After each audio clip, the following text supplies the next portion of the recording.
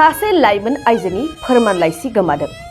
आइजोनि मुङानो जाबाय आसागि बसुमतारी। क'क्राझार जिल्ला जाहारबारि मारुफारा गामिनि बिफा बारलांफा बसुमतारीनि फिसाजो। आसागि बसुमतारीनि फोरमानलाइसि एबा HST एडमिट कार्डआ गोमानानै दं। मिन्थिनाय बादिब्ला बावैसो साख्रिनि इन्टारभिउ होनो थांनायाव बे फोरमानलाइसि गोमादों। बेनिखायनो सोरबाफोर बहाबाफोर मोनोब्ला आसागि बसुमतारीनि फोरमानलाइसिखौ हरफिननो थाखाय गुरैयै खावलायहरदों। जानबुं अनजिमाया 9957454924।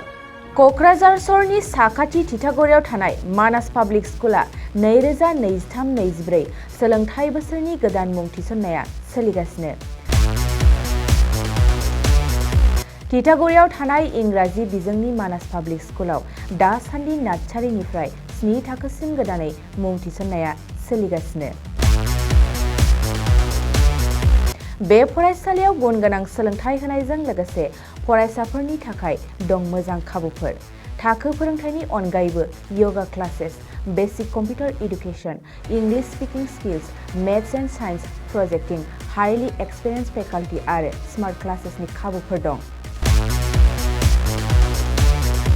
बेजों लोगोसेनो बे फरायसालियाव हौवासा आरो हिन्जावसानि थाखाय आलादा हस्टेलबो दं। गोसो गोनां बिजाथिफ्रा तितागुरिनि मानास पाब्लिक स्कुलाव मुं थिसननोब्ला नैबे मबाइल नाम्बार 6000853288 एबा 8638167582 आव कल खालामनानै स्लट लानो हागोन।